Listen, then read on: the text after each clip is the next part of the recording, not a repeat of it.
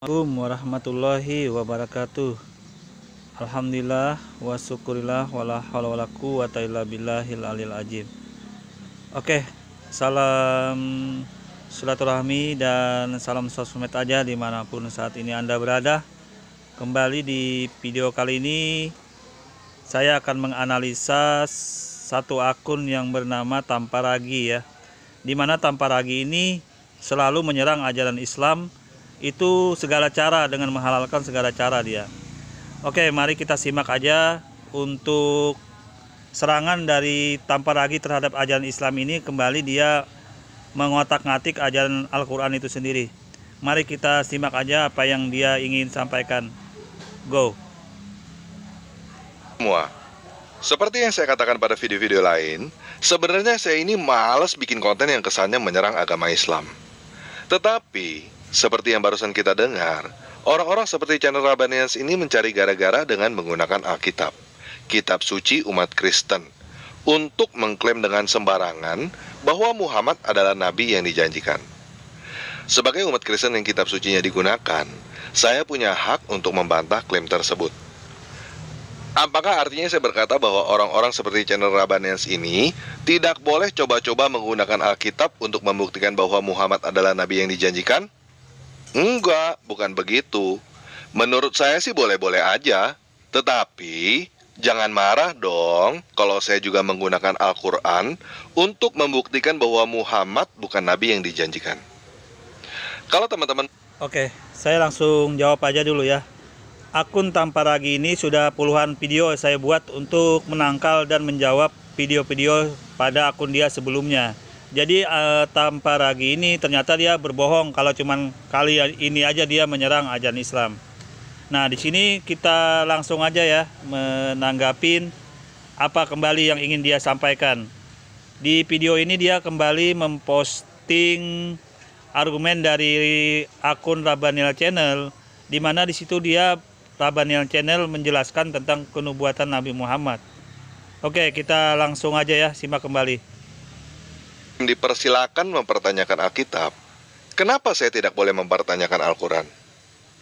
Apakah kamu takut untuk mengetahui bahwa selama ini kamu dibohongin? Hah? Enggak.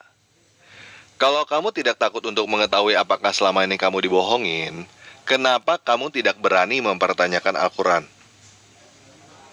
Kalau Al-Quran itu benar, seharusnya kamu tidak perlu takut untuk dipertanyakan.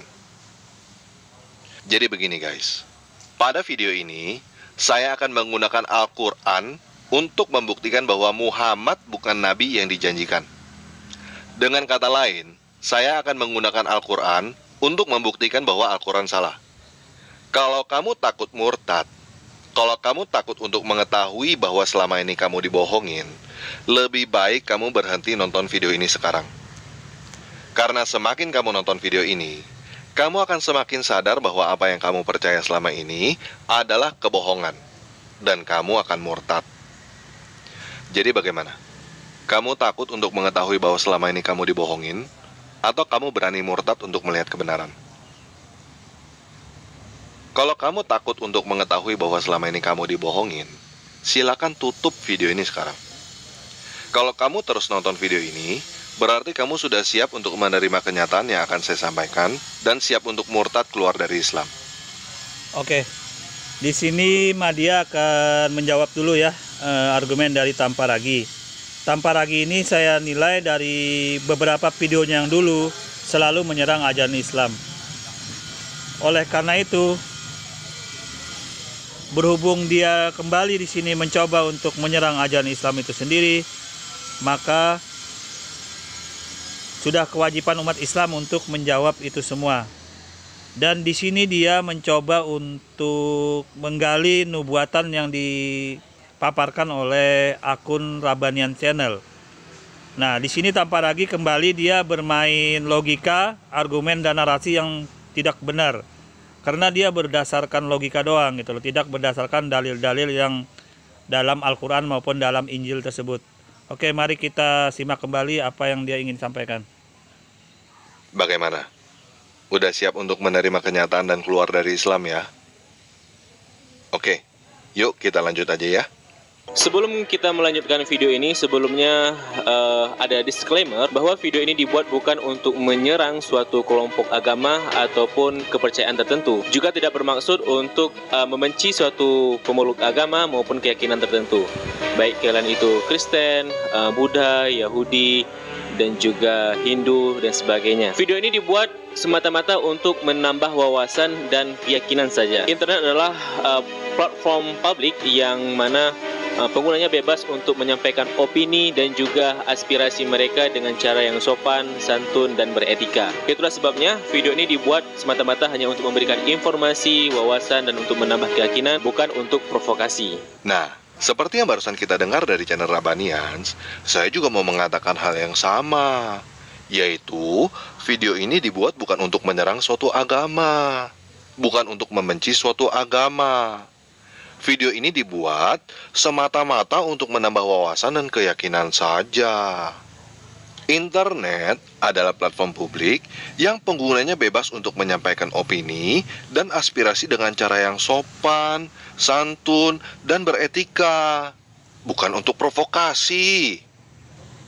Itu, saya juga mau menambahkan apa yang dikatakan oleh Rabanians dengan Undang-Undang Dasar 1945 Pasal 28E yang menyatakan bahwa negara menjamin kebebasan setiap orang untuk mengeluarkan pendapat.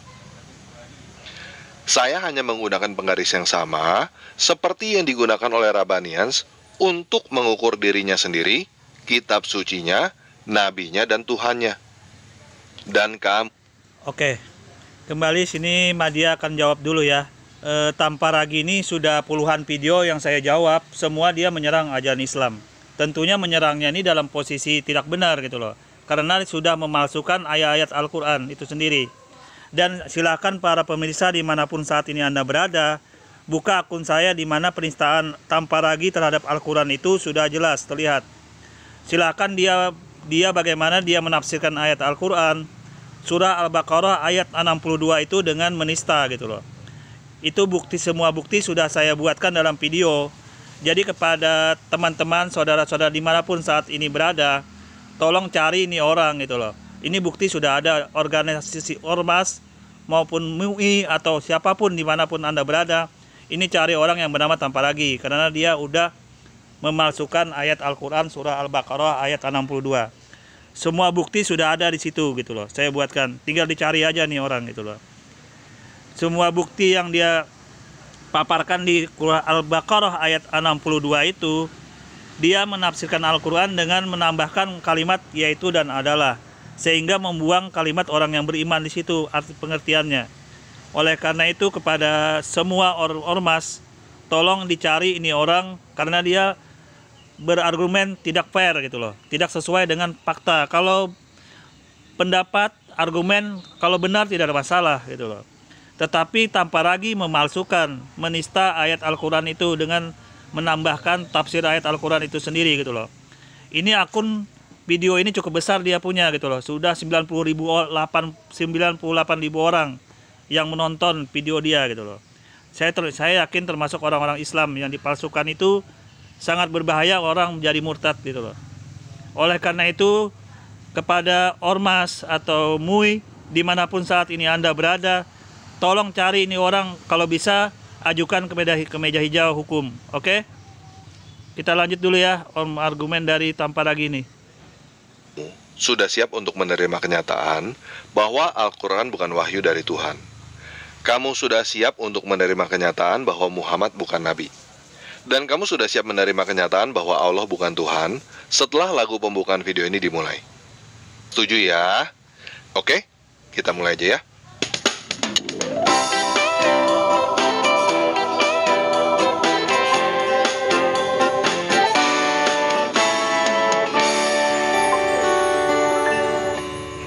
Mengenai Nabi Muhammad dalam Taurat dan Injil, sebagaimana disebutkan dalam surat As-Saff ayat 6, bahwa Nabi Muhammad telah diramalkan dan dinubuatkan dalam Taurat dan Injil. Itulah sebabnya kenapa aku termotivasi untuk membuat video ini. Nah, Rabanians mengutip surat As-Saff ayat 6. Yuk kita baca bersama Al-Quran surah 61 ayat 6. Dan dalam kurung ingatlah, ketika Isa putra Maryam berkata, "Wahai Bani Israel, Sesungguhnya aku utusan Allah kepadamu yang membenarkan kitab dalam kurung yang turun sebelum aku, yaitu Taurat, dan memberi kabar gembira dengan seorang rasul yang akan datang setelahku, yang namanya Ahmad, dalam kurung Muhammad. Namun, ketika rasul itu datang kepada mereka dengan membawa bukti-bukti nyata, mereka berkata, ini adalah sihir yang nyata. Nah, pada video-video sebelumnya, saya sudah menjelaskan bahwa Isa yang ada di dalam Al-Quran bukan Yesus yang ada di dalam Alkitab. Karena Yesus yang ada di dalam Alkitab bukan cucu Imron. Dan semua orang tahu bahwa Yesus yang ada di dalam Alkitab lahir di kandang domba, bukan di bawah pohon korma. Oke, di sini Madia kembali jawab dulu ya argumen dari Tamparagi di sini. Dia mencoba membedakan antara Nabi Isa dan Yesus itu sendiri gitu loh. Sedangkan di antara pendeta pun mereka berbeda-beda pendapat gitu loh. Saya lihat dari pendeta Louis itu berbeda. Pendeta Saifuddin Ibrahim juga berbeda. Pendeta Deki juga berbeda. Jadi konsep ketuhanan yang dipercaya orang Kristen ada berbeda-beda meyakini kepada Nabi Isa itu gitu loh. Ada yang menyamakan, ada yang membedakan. Nanti saya postingkan juga pendapat mereka yang menyamakan dan yang membedakan tersebut gitu loh. Oleh karena itu Tamparagi ini dia sudah salah fatal kalau dia menyatakan berbeda telak gitu loh. Oke, kita lanjut dulu ya. Jadi, siapa orang yang bernama Isa cucu Imron yang lahir di bawah pohon korma? Saya nggak tahu. Yang pasti, Isa cucu Imron yang lahir di bawah pohon korma itu bukan Yesus yang ada di dalam Alkitab. Benar ada orang yang bernama Isa cucu Imron yang lahir di bawah pohon korma. Silakan pertanyakan Al-Quran. Paham ya?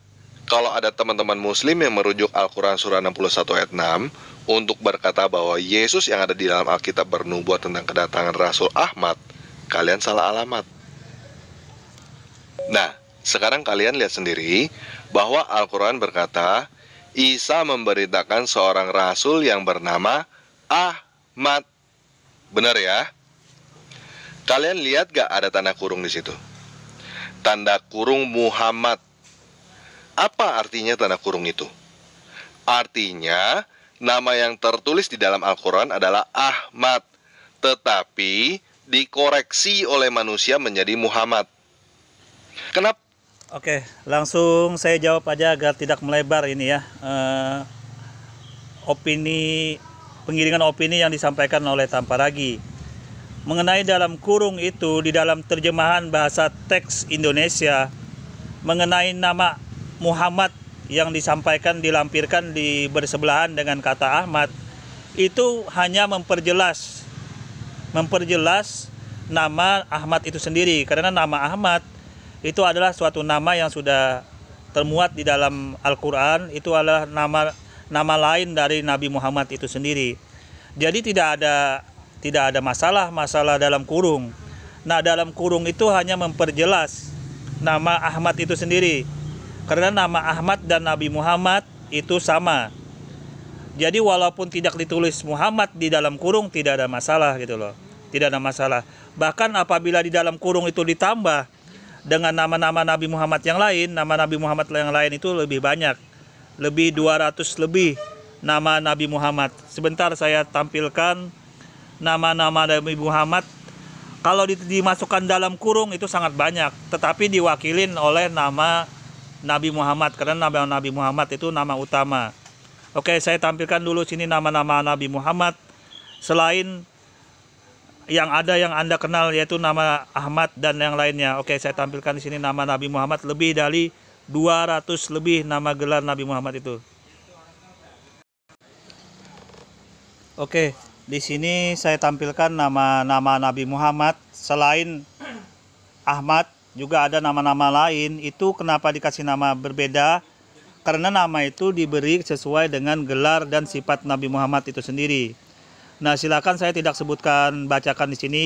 Saya hanya tampilkan di layar ini nama-nama Nabi Muhammad. Oke, bisa Anda lihat sendiri nanti di nama-nama ini. Jadi hampir 200 lebih nama Nabi Muhammad itu sesuai dengan sifat dan karakter, dan gelar-gelar itu semua sesuai dengan makna dan pencitraan Nabi Muhammad SAW pada hal-hal tertentu yang disifatkan kepadanya. Nah, ini di sini saya lihatkan ya nama Nabi Muhammad. Nah, apabila di dalam kitab Taurat atau kitab Perjanjian Lama itu termuat di dalam hal ini, ada nama-nama yang termuat di dalam 200 nama ini, itu berarti Nabi Muhammad memang benar-benar ada. Walaupun tidak mesti namanya Ahmad. Di dalam kitab Taurat atau kitab Perjanjian Baru tersebut, atau kitab sir-sirin dan suhuf-suhuf yang diturunkan kepada Nabi Daud. Jadi di sini saya perlihatkan langsung biar tidak salah paham. Ini tanpa ragi, dan hanya tahunya 2 nama itu gitu loh. Nama Ahmad itu adalah nama yang diberikan Allah, karena nama itu sudah ada sejak zaman Nabi Musa dan Nabi Isa atau Yesus itu sendiri gitu loh. Hanya saja nama itu tenggelam gitu loh, berusaha dibuang, dihilangkan dalam kitab dulu gitu loh, sehingga nama itu maknanya tidak sesuai. Tapi bagaimanapun jejak rekam historis di kitab Taurat dan Injil itu masih ada nubuat Nabi Muhammad gitu loh. Karena nama-nama tersebut masih ada dengan nama versi yang lain, nama Nabi Muhammad itu di dalam kitab Perjanjian Lama dan Perjanjian Baru tersebut gitu loh. Itu yang perlu tanpa lagi tahu gitu loh. Nah, ini saya postingkan dulu agar semua tahu bahwa nama Nabi Muhammad itu bukan hanya Nabi Muhammad dan Ahmad aja gitu loh. Nah, ini saya perlihatkan. Jadi apabila Al-Quran berbicara Ahmad, itu otomatis di dalamnya juga termuat dalam kurungnya itu bisa dalam 200 ini. Cuman untuk diwakilin dalam kurungnya Nabi Muhammad aja gitu loh. Karena terlalu banyak kurungnya nanti kalau dibuatkan begitu gitu loh. Nah, ini sudah sampai Yasin ya, 201 nama Nabi Muhammad. Saya kira cukup jelas ya tanpa lagi ya. Berarti Anda mencoba untuk membuat opini hanya nama Nabi Muhammad dan Ahmad saja, itu salah fatal. Anda perlu belajar lagi. Syukurnya Anda ini orangnya SDM-nya masih rendah gitu loh. Kalau tinggi SDM agamanya berbahaya gitu loh. Tapi karena Anda bodoh dalam agama Islam dan Kristen, makanya Anda cuma bisa berargumen seperti ini, tidak membahas materinya dalam ajaran agama itu sendiri. Oke, saya kira saya lanjutkan dulu ya argumen Anda. Nama yang tertulis di situ adalah Ahmad dan harus dikoreksi menjadi Muhammad oleh manusia. Yang pertama, apakah Allah salah sebut nama? Seharusnya Muhammad, tetapi Allah salah sebut nama sehingga menjadi Ahmad. Oleh sebab itu butuh dikoreksi oleh manusia dengan menggunakan tanda kurung. Yang kedua, yang Allah maksud memang Ahmad, bukan Muhammad. Umat muslim yang tambah-tambahin sendiri firman Allah dengan tanda kurung supaya cocok menjadi Muhammad. Padahal yang dimaksud adalah Ahmad. Siapa Ahmad yang dimaksud? Mungkin Ahmad Dedat, mungkin Ahmad Dhani, atau mungkin Ahmad yang lain. Saya nggak tahu. Dan itu Oke, seperti saya sampaikan tadi, karena SDM tanpa ragi ini cuman ya di bawah standar lah pengetahuan agama baik terhadap ajaran Kristen maupun Islam, maka dia berbicara seperti ini gitu loh. Padahal di dalam Islam itu semua umat Islam sudah tahu bahwa nama-nama Nabi Muhammad itu bukan hanya Ahmad dan Muhammad doang. Lebih 200 nama Nabi Muhammad itu ada sesuai dengan gelar dan sifatnya. Tapi nggak apa-apa, karena tanpa lagi cuma membahas logika doang, ya nggak apa-apa, kita ikutin dulu apa yang ingin dia mau. Oke, go. Muslim untuk bertanya-tanya, kenapa di situ namanya disebut Ahmad, bukan Muhammad? Kalau kamu coba membantah dengan berkata bahwa Ahmad sama dengan Muhammad, berarti kamu menjawab dengan pilihan nomor 1. Allah salah sebut nama. Seharusnya Allah menyebut nama Muhammad, bukan Ahmad. Berkata bahwa Ahmad sama dengan Muhammad. Coba sekarang kamu jawab pertanyaan saya. Bolehkah umat muslim bersyahadat dengan mengucapkan nama Ahmad? Bersaksi. Oke, langsung saya jawab. Umat muslim itu memang di dalam hadis Nabi harus bersyahadat sesuai dengan hadis Nabi. Karena hadis Nabi itu mengatakan nama utamanya itu adalah Muhammad. Jadi umat muslim harus bersahadah sesuai dengan nama utamanya itu di dalam hadis Nabi, yaitu nama utamanya adalah Nabi Muhammad. Nabi Muhammad itu nama yang diberikan oleh kakeknya, yang dibuatkan oleh kakeknya pada saat bertasmiyah di Ka'bah. Pada saat itu setelah diberi nama 7 hari kelahiran Nabi Muhammad, itu diberilah nama dengan Muhammad. Itu sudah termuat dalam hadis Nabi. Jadi tidak bisa dikasih nama dengan yang lain, dengan gelar-gelar yang lain.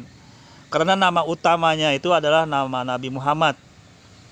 Muhammad SAW nama utamanya. Itu nama yang ditasmiyahin. Dan pada saat itu diberi nama pada usia 7 hari setelah kelahiran Nabi Muhammad di Ka'bah. Kemudian dihitan gitu loh. Dihitan, yang menghitan siapa? Kakeknya. Yang menghitan Nabi Muhammad itu kakeknya. Kalaupun di dalam Al-Quran itu diriwayatkan bahwa harus mengikuti hitan itu kenubuatan atau ajaran Nabi Ibrahim, itu juga berbicara tentang hitan.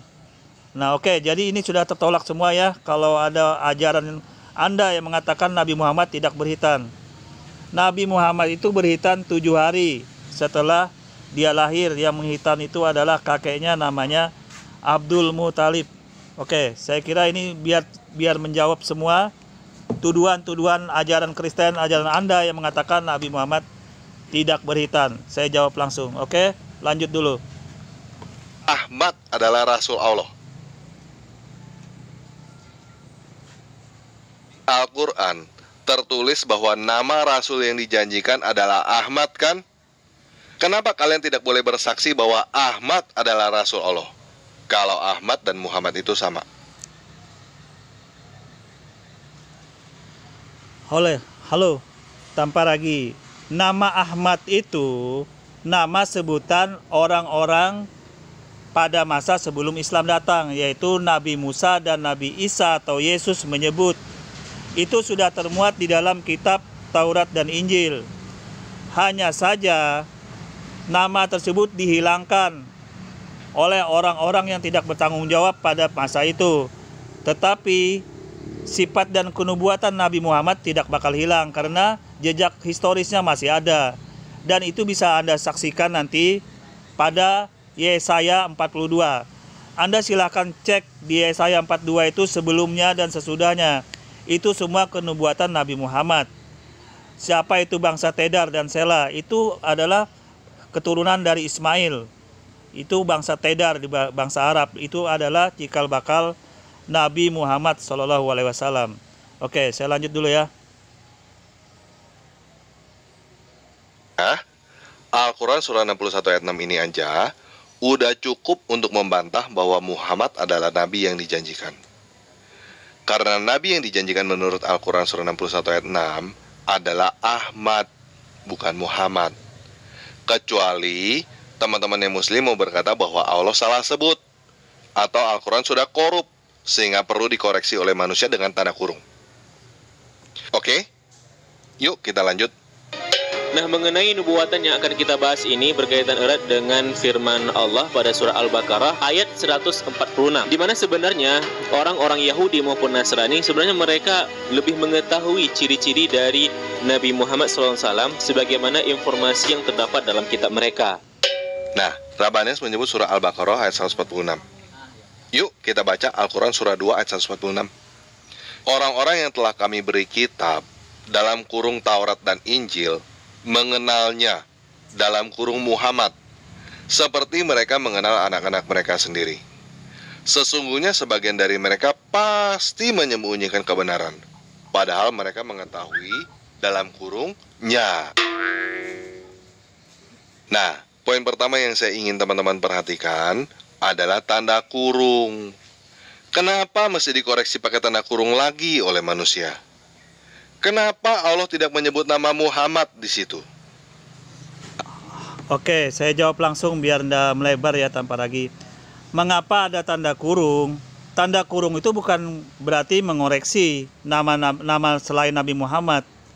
Tanda kurung itu malah menjelaskan lebih detail lagi bahwa nama Ahmad itu selain nama Ahmad ada nama Nabi Muhammad. dan ada nama-nama yang lain selain Nabi Muhammad itu. Hanya saja kalau misalkan tanda kurung itu ditulis nama Nabi Muhammad yang lain sangat panjang, jadi diwakilin oleh nama Nabi Muhammad SAW. Jadi nama Ahmad itu adalah subjek sebagai nama yang diberikan Allah dari langit. Itu nama yang untuk gelar dan nama puji, segala puji kepada nama Nabi Muhammad itu yang Allah berikan kepada khusus kepada Nabi Muhammad SAW, Ahmad yang terpuji. Itu sebenarnya nama sudah ada sejak zaman Nabi Musa dan Isa. Hanya saja dirubah atau dirubah-rubah oleh orang-orang yang tidak bertanggung jawab pada kitab-kitab suci sebelum Al-Quran itu datang gitu loh. Tapi jejak historisnya sebagian dari ayat-ayat dalam Yesaya 42 dan sebelum-sebelumnya itu masih menggambarkan kenubuatan Nabi Muhammad SAW. Oke, saya kira mengenai Nabi Muhammad dalam kurung itu bisa ditambah sebenarnya nama-nama Nabi Muhammad yang lain. Sebenarnya itu bukan mengoreksi, malah itu membuat dukungan terhadap nama yang disebutkan sebelumnya gitu loh. Oke, saya lanjut ya. Bahasa Arab. Kalau Allah berkata bahwa orang-orang yang telah kami berikan Taurat dan Injil mengenal Muhammad dalam bahasa Arab, kan nggak perlu dikasih tanda kurung lagi oleh manusia. Dikasih tanda kurung karena memang dalam bahasa Arabnya nggak ada. Dalam bahasa Arabnya jelas ada, karena mengatakan kan ada nama Nabi Muhammad di situ. Subjek pelakunya kan sudah jelas. Subjek pelakunya itu sudah jelas. Kan dikatakan orang-orang yang telah kami beri kitab, Taurat dan Injil mengenalnya. Berarti mengenalnya nyanya siapa? Nyanya itu bisa Ahmad, bisa Muhammad dan nama-nama Nabi Muhammad yang lain. Jadi saya kira ini hanya permainan kata karena kebodohan tanpa ragi aja. Mencoba untuk memutarbalikan makna dalam kurung ini, padahal ini hanya terjemahan gitu loh. Ini hanya terjemahan dalam bahasa Indonesia. Kalau Anda pergi ke Timur Tengah sana tidak ada dalam kurung. Karena dalam kurungnya sudah diperjelas. Tidak ada karena mereka sudah tahu nya-nya itu pasti kepada Nabi Muhammad. Dan nama-nama Nabi Muhammad itu bukan hanya satu, tetapi lebih dari 200 nama. Jadi ini hanya sebagai kebodohan dari tanpa ragi aja, karena dia ya biasalah ajaran terjemahan kan. Dia taunya terjemahan bahasa Indonesia doang. Dan sedangkan Al-Quran itu dalam bahasa Arab. Diterjemahkan beribu-ribu bahasa di dunia. Tetapi tetap apabila di dalam terjemahan itu bermasalah, dikembalikan ke bahasa aslinya, yaitu bahasa Arab. Berbeda dengan kitab Anda tanpa ragi gitu loh. Kitab Anda tidak ada bahasa persatuannya. Maka apabila terjadi pemalsuan atau suatu yang salah di kitab Anda, bagaimana mengoreksinya? Nah, sebenarnya Anda harus sadar tanpa ragi. Kitab Anda seharusnya dipermasalahin gitu loh. Yang Anda bahas dalam hal ini. Nggak usah Anda mencoba untuk membahas Al-Quran. Karena Al-Quran itu sudah sangat jelas ada bahasa aslinya, bahasa Arab itu gitu loh. Oke, saya lanjut dulu ya. Quran, firman Allah yang katamu sempurna, harus dikoreksi lagi dan lagi dan lagi oleh manusia. Masa firman Allah harus dikoreksi dengan tanda kurung oleh manusia? Saksikan betapa sintingnya orang ini. Ketika Christian Prince menuduh penerjemah Al-Quran menambahkan kata-kata dalam tanda kurung sebagai tindakan pemalsuan, sesungguhnya Christian Prince lah yang memalsukan dan melencengkan terjemahan Al-Quran gara-gara mengabaikan tanda kurung. Padahal kata-kata dalam tanda kurung ini diselipkan oleh penerjemah Al-Quran. Kata-kata dalam tanda kurung ini diselipkan oleh penerjemah Al-Quran sebagai benteng untuk melindungi dan menuntun siapa saja yang membacanya. Apakah Christian Prince mengerti ini? Dia tidak tahu.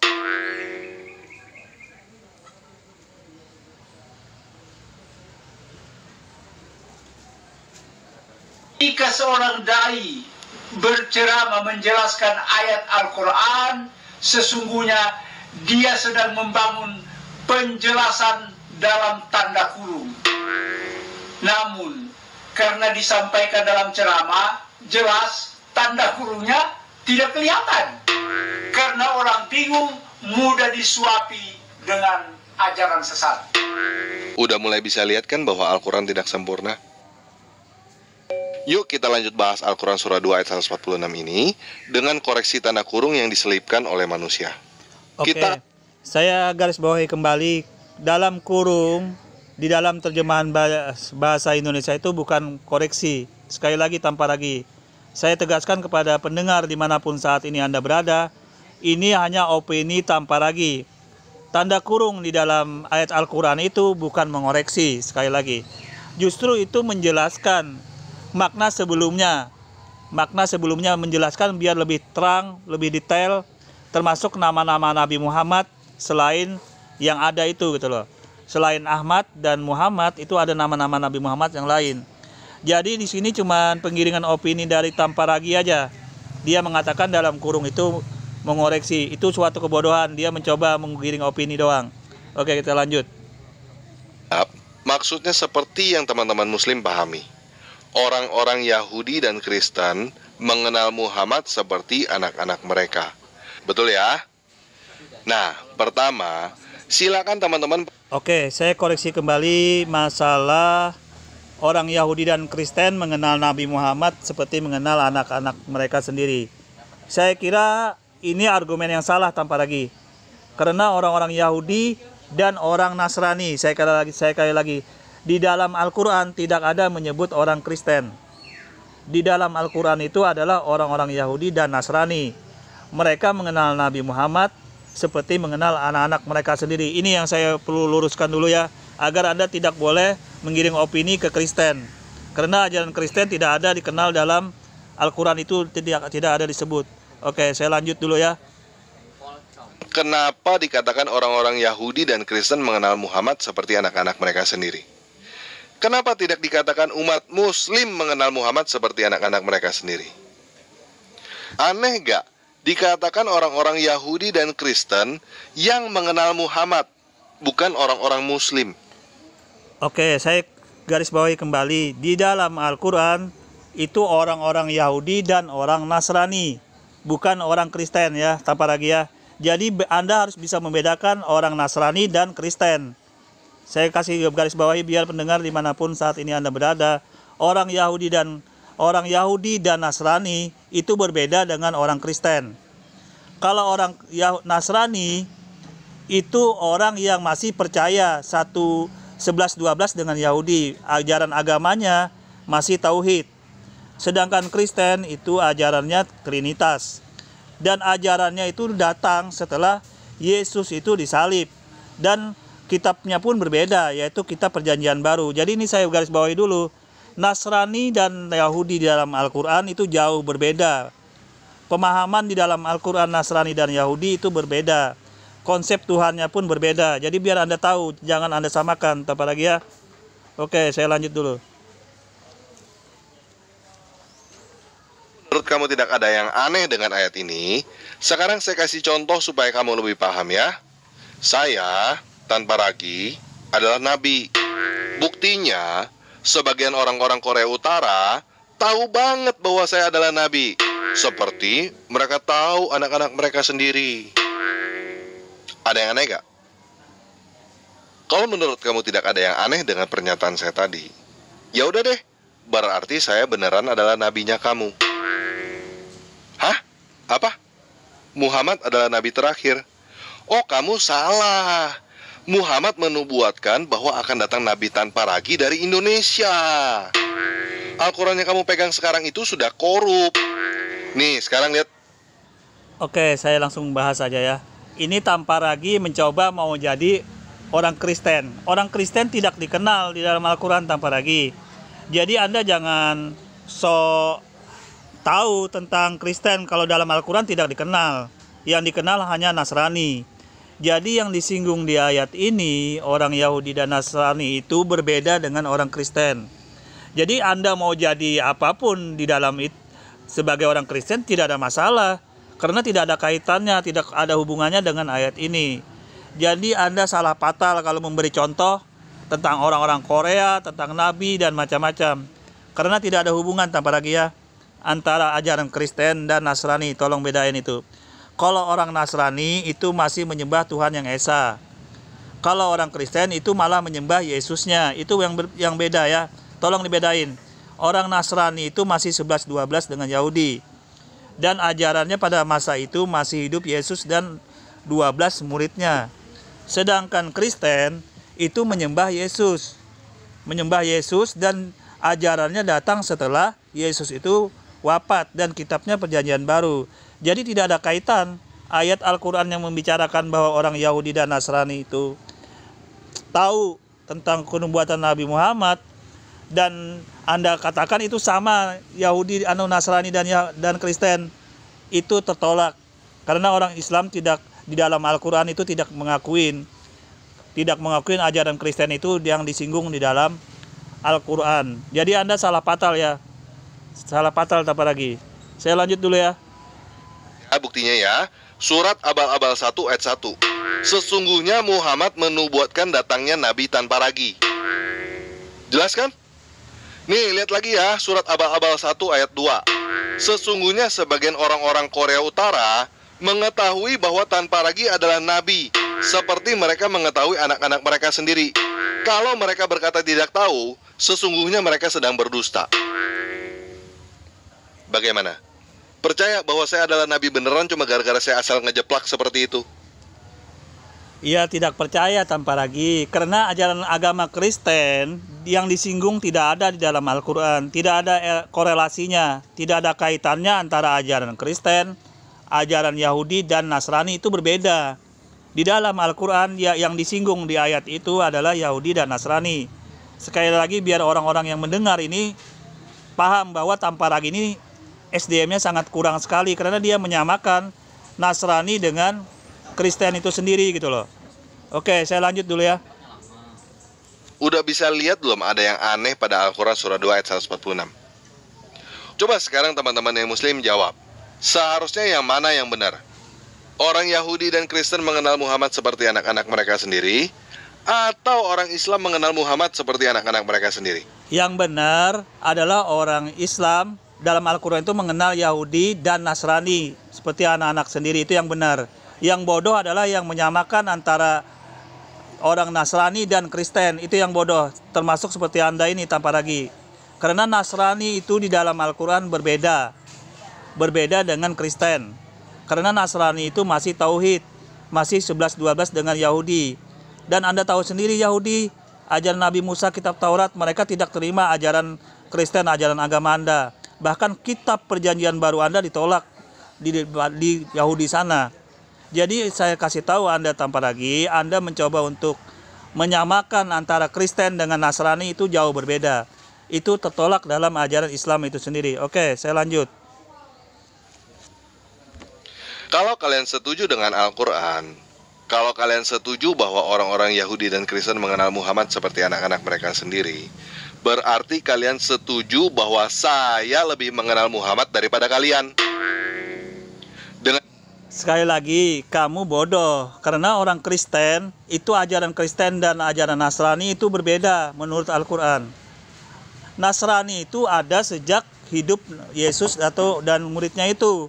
Dan konsep Tuhannya itu masih monetis atau Tuhan yang Maha Esa. Sedangkan Kristen itu datang setelah Yesus itu mati. Dan kitabnya pun berbeda, datang setelah Yesus dan muridnya itu datang tewas, baru datang berpuluh-puluh tahun, baru kitab Perjanjian Baru itu datang. Jadi berbeda, konsep Tuhannya pun berbeda.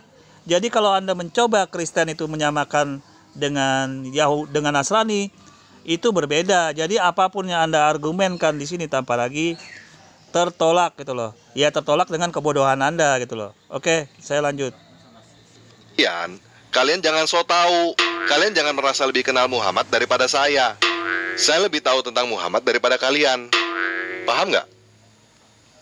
Silakan kalian survei berapa banyak orang Kristen dan Yahudi yang mengenal Muhammad seperti mengenal anak-anak mereka sendiri.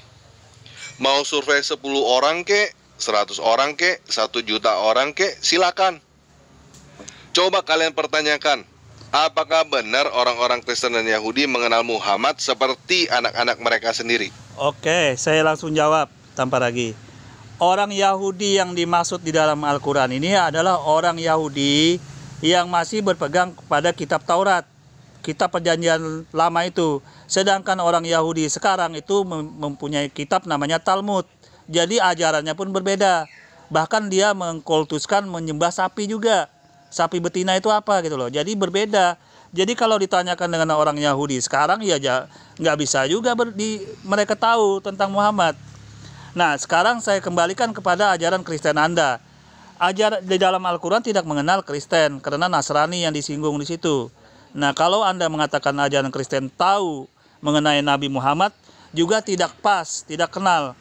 Karena konsep ketuhanan yang di dalam ajaran Kristen itu sudah berbeda karena Trinitas atau Tritunggal. Dan ajaran kitabnya pun perjanjian baru. Jadi nggak kena. Nggak apa namanya, kalau Anda katakan polling bahwa Nabi mereka itu tahu Nabi Muhammad, ya nggak nyambung, nggak fair. Boleh ini dipakai pada saat mereka masih hidup, yaitu pada saat Nabi Musa dan Yesus itu masih hidup. Nah, mungkin ayat ini masih bisa dipolling. Tapi kalau sekarang memang tidak bisa lagi, karena sembahan mereka, Tuhan mereka, kitab mereka berbeda semua. Di mana Taurat dirubah jadi Talmud, ya kan? Kitab Injil dirubah jadi perjanjian baru. Jadi semua berubah. Oke, saya lanjut. Di garis bawahin ya. Seperti mengenal anak-anak mereka sendiri. Udah sadar belum? Nggak ada satupun orang Kristen dan Yahudi yang mengenal Muhammad seperti mengenal anak-anak mereka sendiri. Hah? Siapa? Waraka bin Naufal dan Buhairah. Ada. Kalau kalian percaya cerita Waraka bin Naufal dan Buhairah, saya juga bisa. Orang-orang Korea Utara yang mengetahui bahwa Tan Paragi adalah nabi seperti mengetahui anak-anak mereka sendiri adalah mantan pemimpin Korea Utara, Kim Il Sung dan Kim Jong Il. Jelas kan? Hah? Di mana mereka sekarang? Udah meninggal.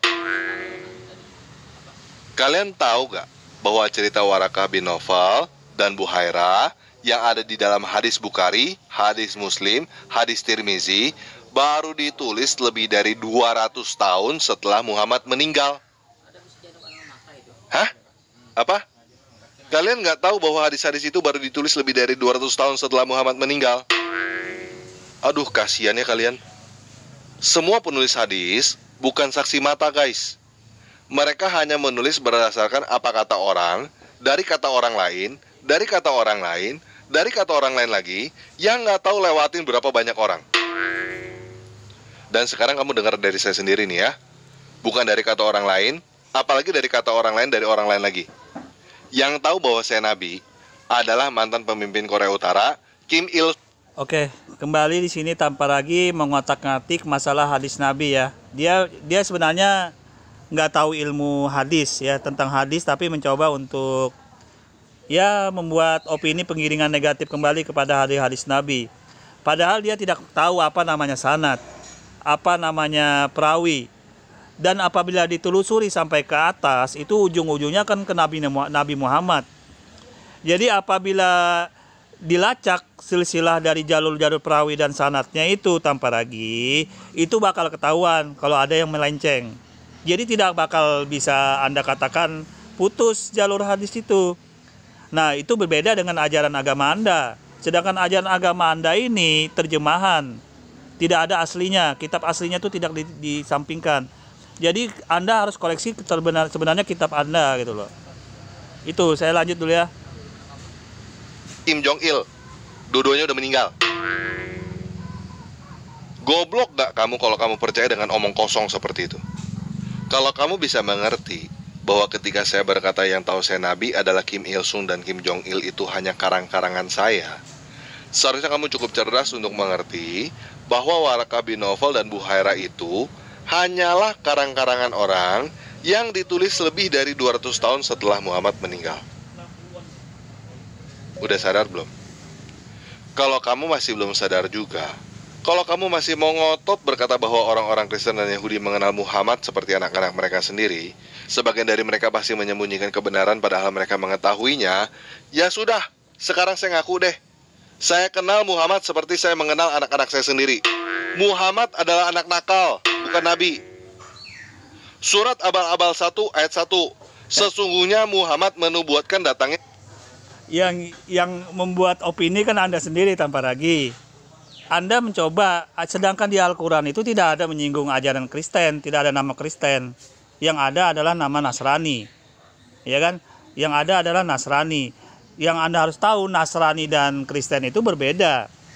Berbeda ajaran, berbeda kitab, berbeda semua. Jadi apa hubungannya Anda mencoba sok tahu tentang Nabi Muhammad, sedangkan ajaran agama Anda berbeda. Dan ajaran Nasrani pada saat itu diteruskan oleh namanya Yesus atau Isa. Dan itu khusus oleh bangsa Israel. Sedangkan Anda ini bangsa apa? Tanpa lagi, Anda hidup di Indonesia, bukan bangsa Israel. Jadi saya kira Anda kalau berkata sok tahu tentang Nabi Muhammad, ya orang tertawa, SDM Anda sangat rendah karena tidak ada sesuai gitu loh. Saya sebenarnya mengharap Anda bantah ini kenubuatan Nabi Muhammad di Yesaya ini. Bedah itu ayat-ayat per teks kalau bisa.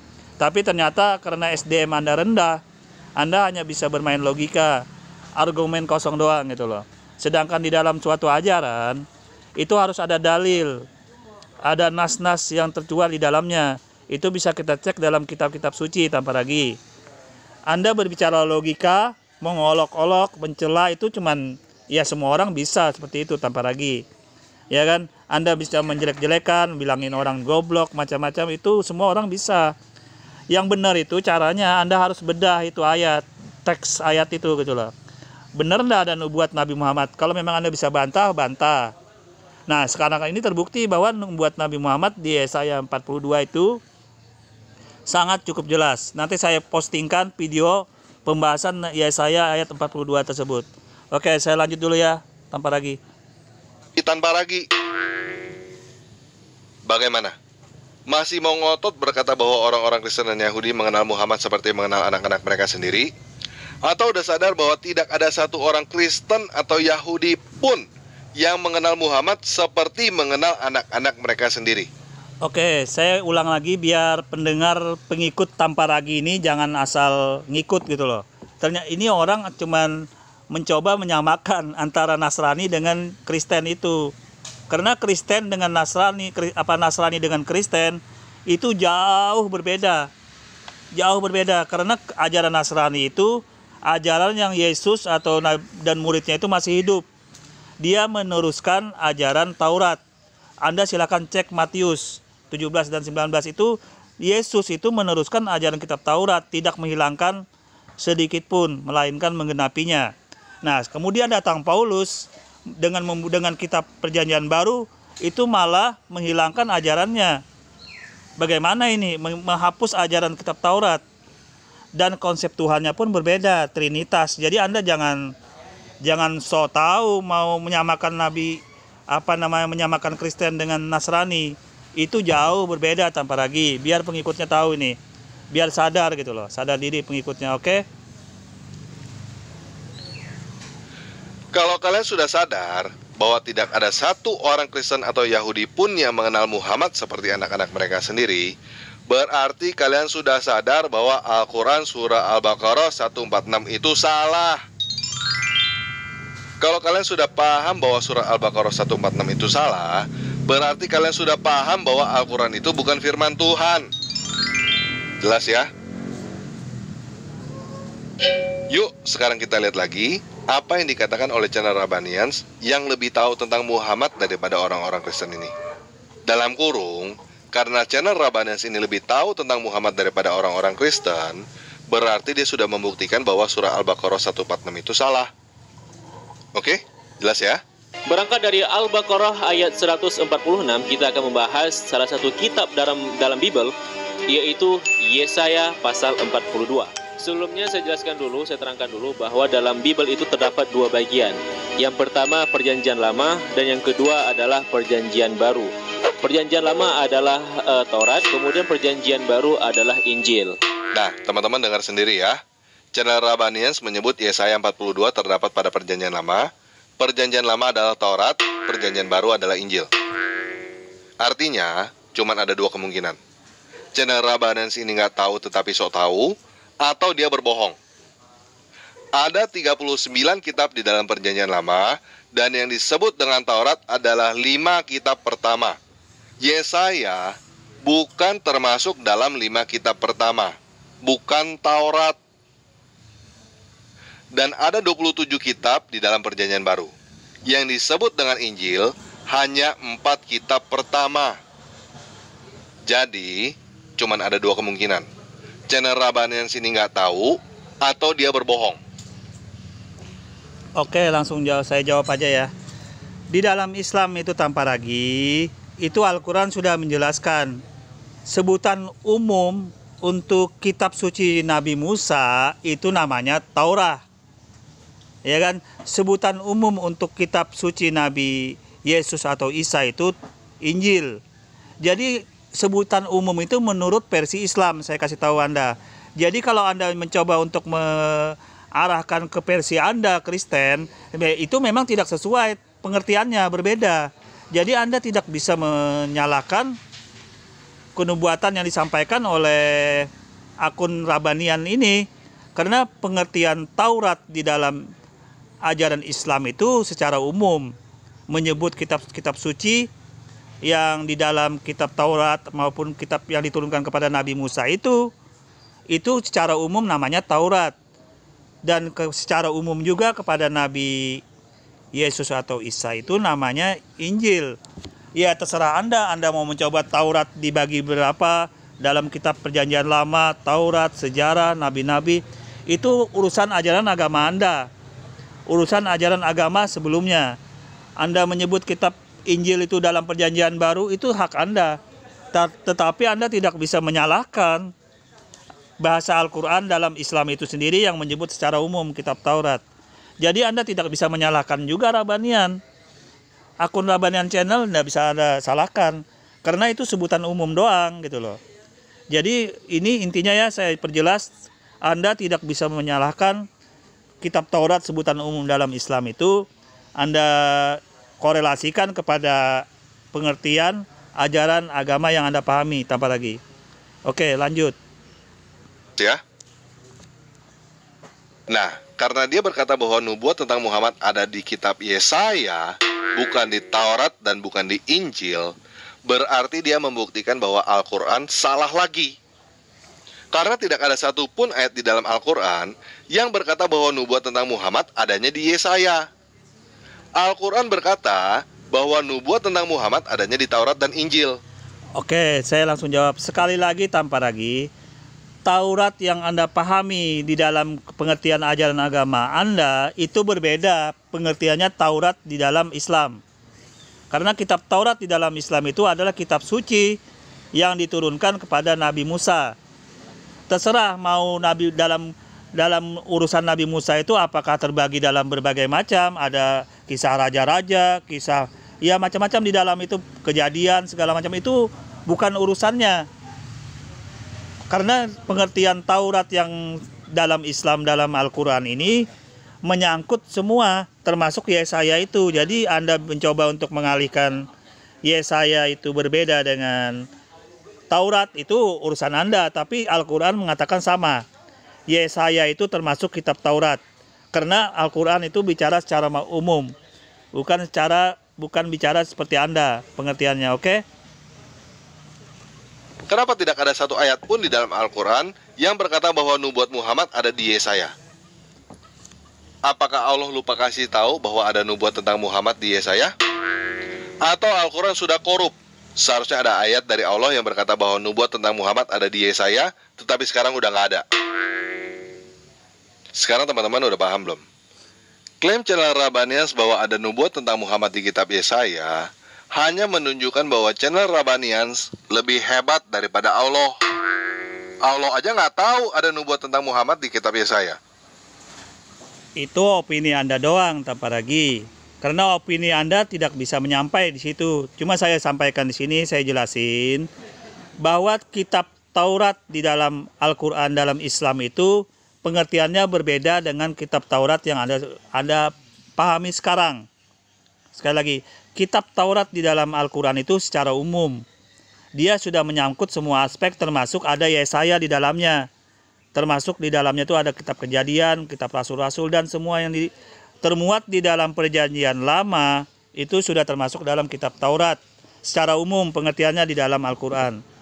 Jadi Anda menyatakan salah, itu harus mengaca dulu di mana salahnya gitu loh. Karena tidak bisa pengertian sesuatu itu sesuai dengan pengertian Anda, karena Anda membahas ajaran Islam. Ya kan? Anda kalau mau bahas ajaran Islam ya harus tahu dong Taurat itu apa artinya gitu loh. Harus tahu, bukan seperti kemauan Anda pengertian Taurat, oke? Paham ya? Yuk, sekarang kita dengar lagi dia ngoceh apaan. Untuk membuktikannya, mari sama-sama kita kaji Yesaya pasal 42 ini. Pada ayat pertama menjelaskan mengenai nubuatan sangat istimewa. Ayatnya berbunyi, "Inilah hambaku yang kudukung, orang pilihanku yang menyenangkan hatiku." Nah, hambaku dalam bahasa Arab hambaku, yaitu hamba Tuhan, dalam bahasa Arab disebut dengan Abdullah. Sedangkan orang yang aku pilih dalam bahasa Arab disebut dengan Mustafa. Dan orang yang aku senangi yaitu disebut.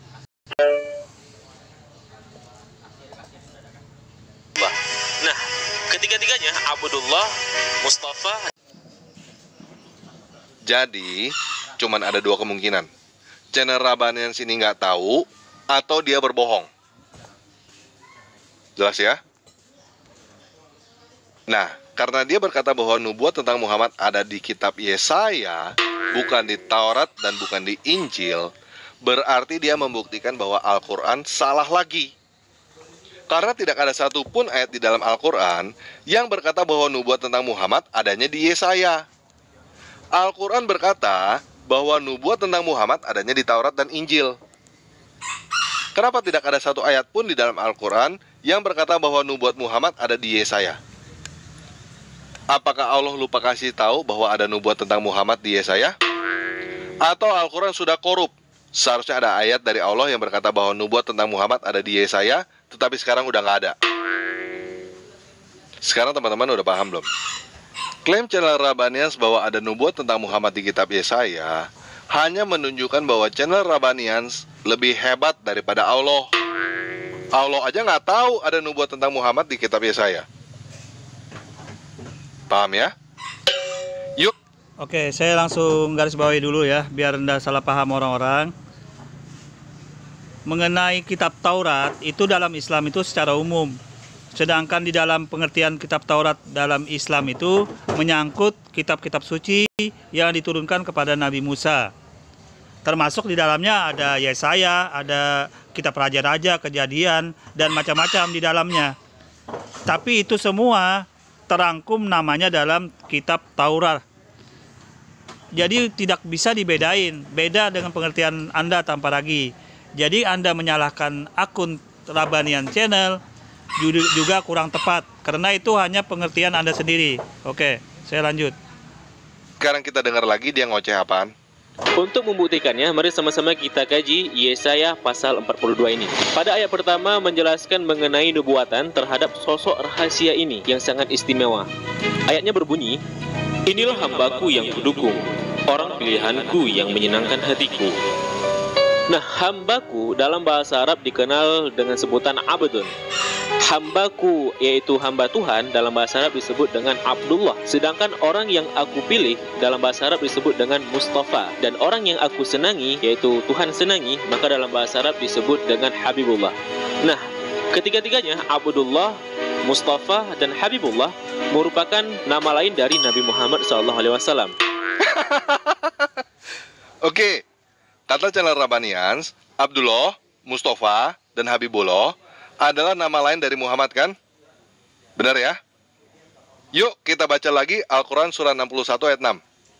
"Sesungguhnya aku utusan Allah kepadamu yang membenarkan kitab dalam kurung yang turun sebelum aku, yaitu Taurat, dan memberikan kabar gembira dengan seorang rasul yang akan datang setelahku, namanya Ahmad, dalam kurung Muhammad."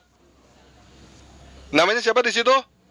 Ahmad, bukan Abdullah, bukan Mustafa, bukan Habibullah kan? Jadi, klaim channel Rabbanians bahwa kitab Yesaya menubuatkan Muhammad membuktikan apa lagi? Membuktikan bahwa Al-Quran salah lagi. Mestinya. Oke, saya langsung jawab aja. Seperti kita ketahui, di dalam kitab Taurat itu bukan hanya satu ayat yang membicarakan tentang nama Nabi Muhammad itu, yang membicarakan tentang nama Ahmad. Tetapi di dalam ayat-ayat itu ada terkandung nama-nama seperti Abdullah, hamba Allah, atau yang lain. Bisa disebut juga dengan nama-nama yang lain, dengan Khataman Anbiya, atau pokoknya yang nama-nama yang lain di dalam Taurat itu ada. Tinggal menggali aja dalam kitab Taurat tersebut. Nah, kebodohan tanpa ragi ini, dia taunya nama Ahmad dan Muhammad doang gitu loh. Sedangkan nama Nabi Muhammad itu lebih 201 nama selain yang dia ketahui. Dan bisa aja di dalam kitab Taurat atau dalam Yesaya itu ada mengandung nama-nama Nabi Muhammad. Tapi nama-nama itu sesuai dengan yang lain, dengan nama yang lain, atau bisa juga Al-Karim, artinya yang sangat mulia, atau Kalimullah yang berkomunikasi dengan Allah. Jadi nama-nama itu banyak tanpa ragi. Jadi Anda bodoh kalau Anda mencoba untuk mengaitkan ini dengan cuma Yesaya doang. Bahkan ada di dalam kitab yang lain, Anda silakan lihat Kidung Agung, itu ada nama Mahmadin. Nah itu kan bisa juga disamakan dengan Muhammadin itu. Nah jadi Anda kalau menyatakan sesuatu itu harus jelas gitu loh, yang mana. Tapi di sini informasi mengenai nama Nabi Muhammad itu bisa termuat dalam 201 nama Nabi Muhammad di dalam kitab Taurat tersebut. Nah, beliau juga disebut dengan ruh keadilan, Ruhul Kudus. Ada juga Ruhul Khids, ruh kebenaran, juga lengkap semua.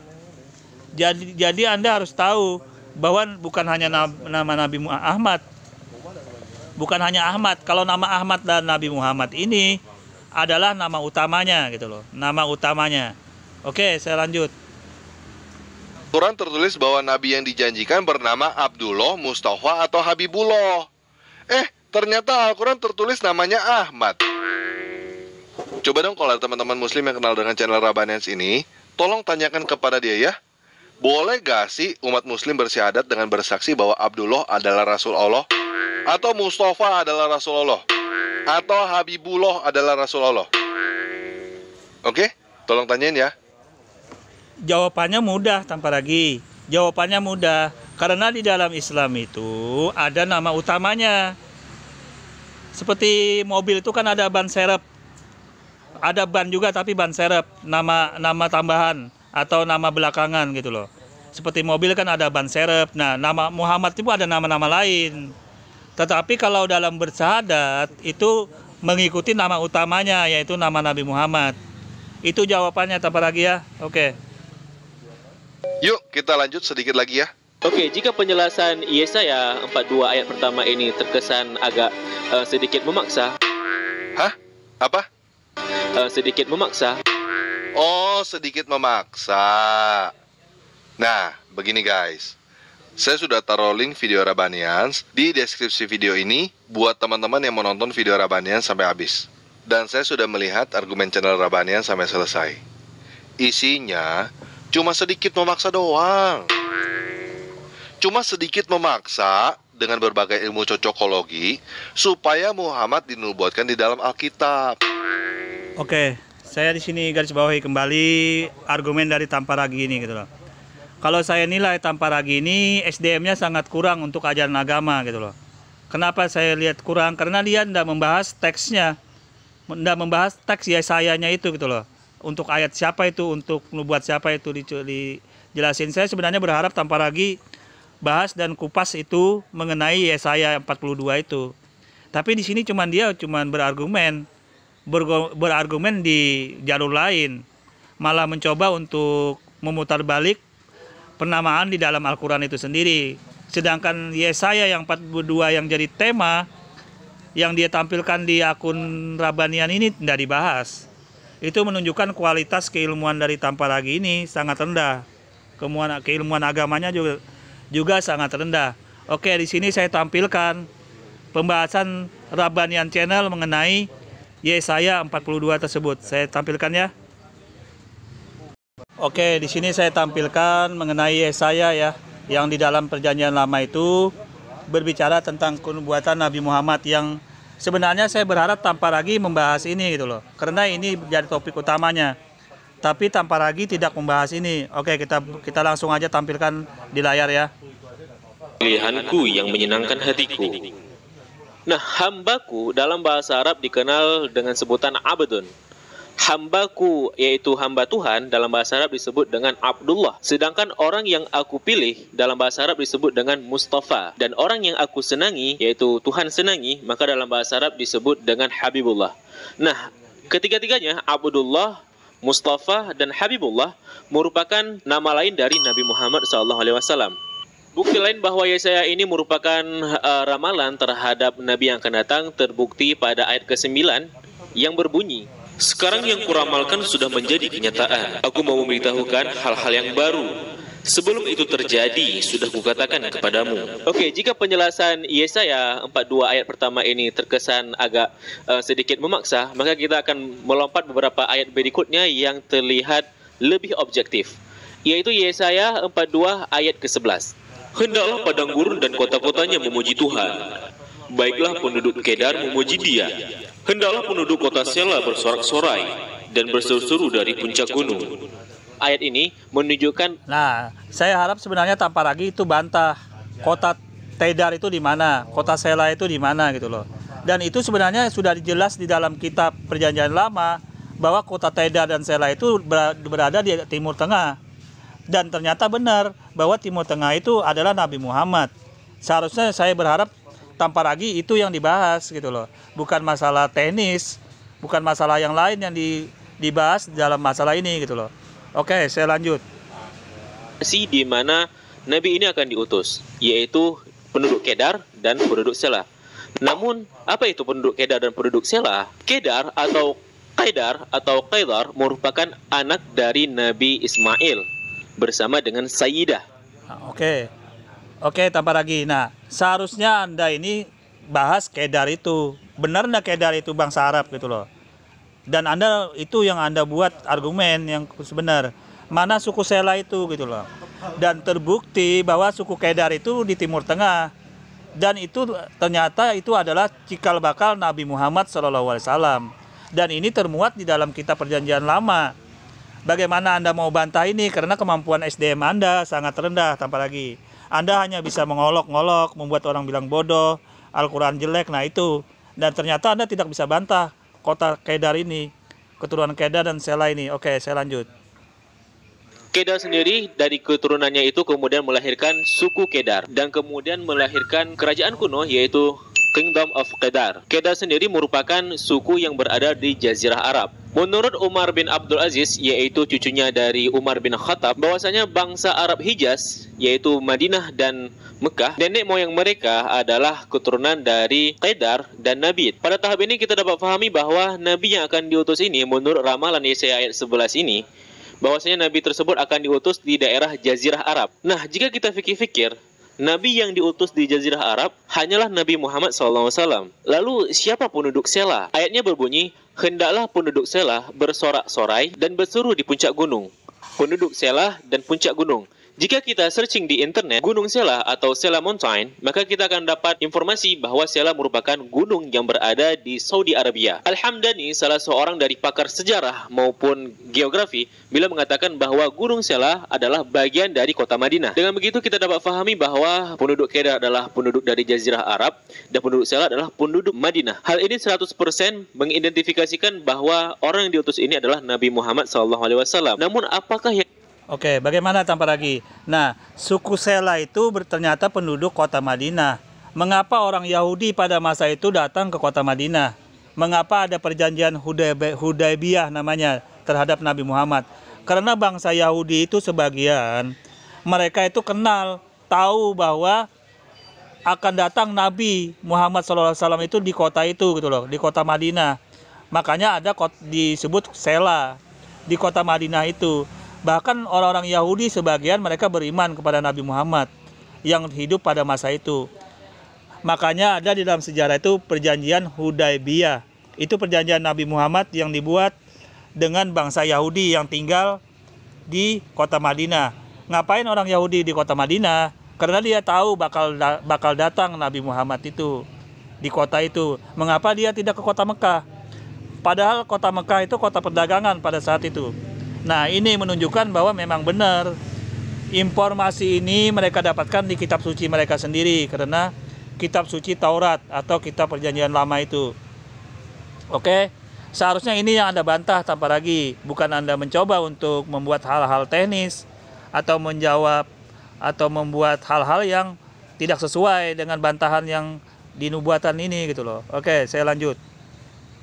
Dengan hendaklah penduduk kota Sela bersorak-sorai dan juga berseru-seru dari puncak gunung. Ini maknanya adalah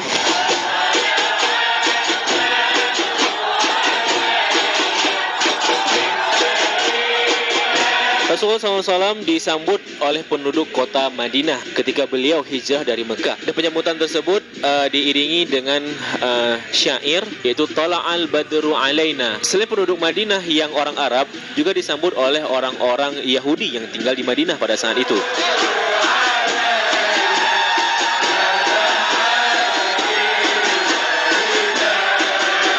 Ngomong-ngomong soal penduduk Madinah, ya sebagaimana disebutkan oleh sejarah yang kita pernah belajar sejarah kebudayaan Islam, di mana disebutkan bahwa kota Madinah banyak dihuni oleh orang-orang Yahudi. Bahkan di sana terdapat 3 klan Yahudi terbesar, di antaranya Bani Quraidah, Bani Qainuqa, dan Bani Nadir. Pertanyaannya adalah, kenapa banyak orang Yahudi di Madinah? Kenapa tidak ada di Mekah? Padahal kan Mekah adalah pusatnya perdagangan pada saat itu. Nenek moyangnya orang Yahudi di Madinah meyakini bahwa kota Madinah ini merupakan kota yang telah disebutkan dalam Taurat dan Injil. Sehingga mereka berkeyakinan kota ini adalah kota yang diramalkan dalam kitab mereka. Sehingga mereka hidup di... Oke, nah seharusnya Anda bantah itu tanpa lagi gitu loh. Bukan malah menjelek-jelekan ajaran Al-Quran. Bantah itu sesuai dengan argumen kemampuan Anda. Itu tanpa lagi yang benar. Siapa itu kok Kedar, bangsa Kedar? Siapa itu bangsa Sela? Benar enggak orang Yahudi kalau berada di Madinah ngapain gitu loh. Ternyata mereka memang benar-benar menunggu Nabi. Memang tidak semua bangsa Yahudi menunggu Nabi Muhammad. Masih ada yang menunggu Nabi. Sampai sekarang masih menunggu mereka. Memang ada sebagian. Tapi intinya tanpa lagi, mereka tidak percaya ajaran agama Kristen Anda. Kitab perjanjian baru Anda bangsa Yahudi nggak terima. Bahkan ini terjadi, ini bukti nyata loh. Tidak bisa dibuat main-main, bukti nyata. Jadi para pendengar, pengikut tanpa lagi dimanapun Anda berada, semoga dapat hidayah dengan mendengar ini, bisa memilih ajaran Islam gitu loh. Oke, saya lanjut. Madinah berasimilasi dengan penduduk Arab, berbahasa Arab, berpakaian Arab, beradat istiadat bangsa Arab. Hanya saja mereka tetap berpegang teguh pada fanatik kebangsaan mereka, yaitu Bani Israel. Pada poin ini, kita meyakini bahwa 100% ayat ini menunjukkan kepada Nabi Muhammad SAW. Yang pertama, ia diutus untuk negeri Arab, kemudian disambut oleh penduduk Madinah, dan kemudian juga disambut dengan perayaan atau sorak-sorai. Nah, sedangkan Yesus atau Isa alaihissalam, beliau diutus kepada bangsa Bani Israel yang ada di Israel. Hal ini kontradiktif dari ramalan yang terdapat dalam Yesaya ayat 11 ini. Dalam Yesaya ini juga menginformasikan bahwa sosok utusan ini akan membawakan sesuatu yang baru. Disebutkan dalam Yesaya ayat ke-10, nyanyikanlah lagu baru bagi Tuhan. Pujilah dia, hai seluruh bumi. Statement new song atau lagu baru ini mengidentifikasikan bahwa adanya syariat baru, adanya hukum baru yang dibawakan oleh utusan ini. Bahkan kata pujilah dia, hai seluruh alam ini, hai seluruh bumi ini, mirip dengan ayat kedua dari surah Al-Fatihah. Alhamdulillahirabbil alamin. Segala puji bagi Allah, Tuhan semesta alam. Pujilah dia, hai seluruh bumi. Alhamdulillahirabbil alamin. Segala puji bagi Allah Tuhan semesta alam. Ayat ini juga tidak cocok apabila dinisbatkan kepada Nabi Isa alaihissalam, karena Nabi Isa tidak membawakan sesuatu syariat apapun yang baru. Janganlah kamu menyangka bahwa aku datang untuk meniadakan hukum Taurat dan kitab para nabi. Aku datang bukan untuk meniadakannya, melainkan untuk menggenapinya. Oke, dengerin itu tanpa lagi. Itu di Matius 5 ayat 17 itu, Yesus datang hanya meneruskan ajaran Musa, tanpa menghilangkan sedikit pun ajaran Musa. Fakta yang terjadi sekarang dengan perjanjian baru, ajaran Nabi Musa Anda buang gitu loh. Anda batalin semua. Nah itu yang terjadi dalam ajaran agama Anda. Semoga jadi renungan ya, tanpa lagi. Dan mengikuti syariat yang dibawakan oleh Nabi Musa, yaitu Taurat. Dia tidak pernah menyanyikan lagu baru, melainkan Nabi Isa menyanyikan lagu yang sama seperti yang dinyanyikan oleh Nabi Musa alaihissalam. Sedangkan Nabi Muhammad SAW membawakan syariat baru, yaitu Al-Quran. Dalam Yesaya 42 juga memberi informasikan bahwa Nabi ini memiliki misi universal. Dalam Yesaya ayat 6 menjelaskan, menjadi perjanjian bagi umat manusia dan cahaya bagi semua bangsa. Apa itu jental?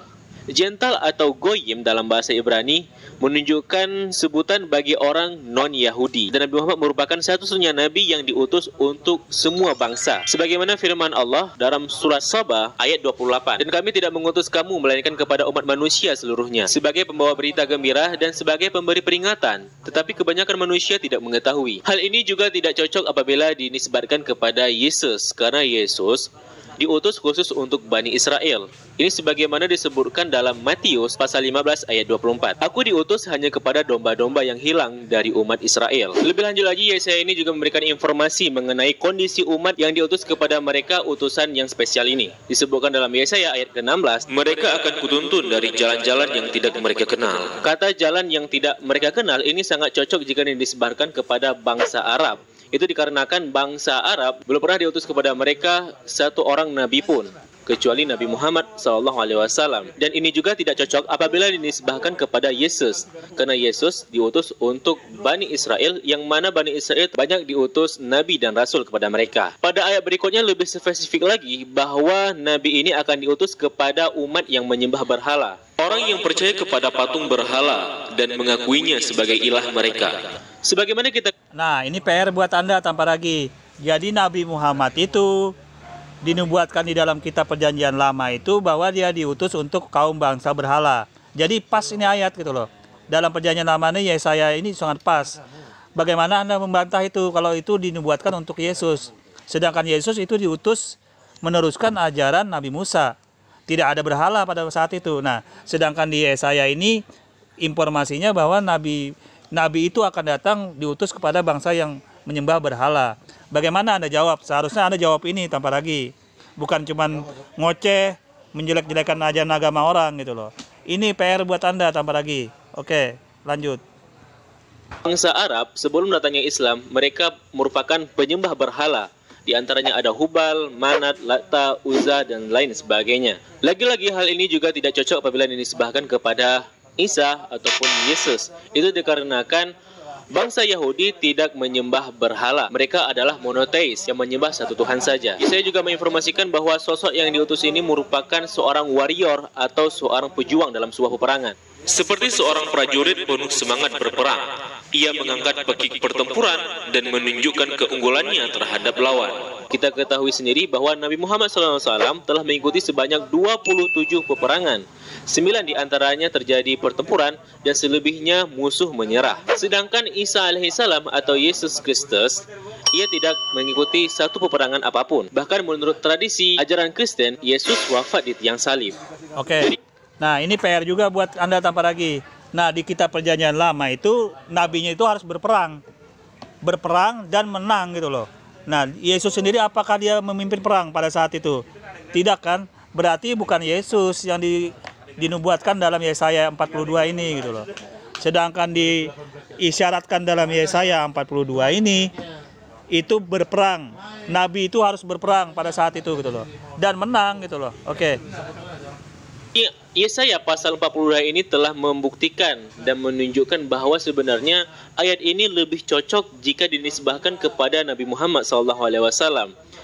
Dan apabila dinisbahkan kepada Yesus atau Isa alaihissalam, terjadi banyak kontradiksi antara fakta, realita, dan juga ramalan yang terdapat dalam ayat ini. Beberapa hal nubuat dalam Yesaya pasal 24 ini yang tidak cocok dengan nisbatan kepada Isa alaihissalam, di antaranya adalah dalam Yesaya ayat 6, bahwasanya sosok utusan ini akan diutus untuk semua bangsa.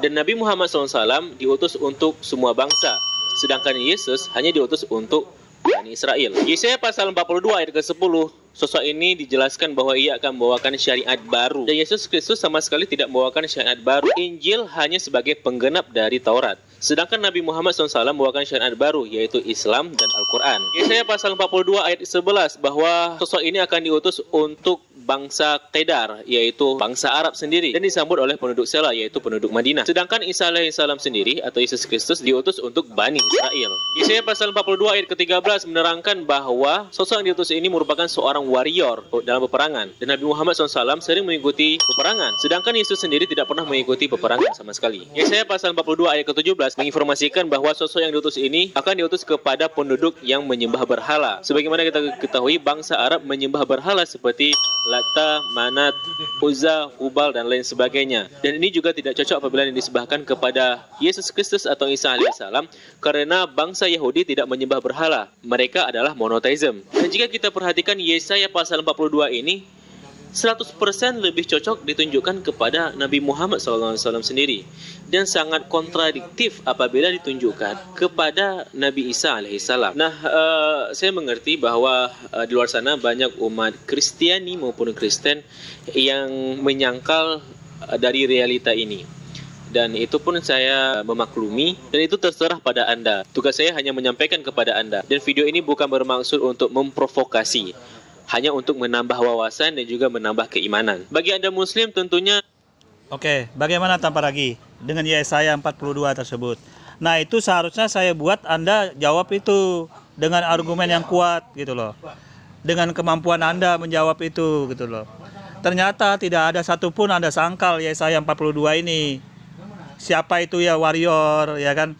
Siapa itu kaum Kedar, siapa itu salah, tidak ada Anda sangkal. Berarti Anda menerima perjanjian lama ini itu nubuatnya untuk Nabi Muhammad gitu loh. Kalau Anda tidak sangkal ini PR buat Anda tanpa lagi ya. Mungkin ini aja dulu untuk bahasan untuk menjawab akun yang bernama tanpa lagi. Kurang lebihnya saya mohon maaf. Wassalamualaikum warahmatullahi wabarakatuh.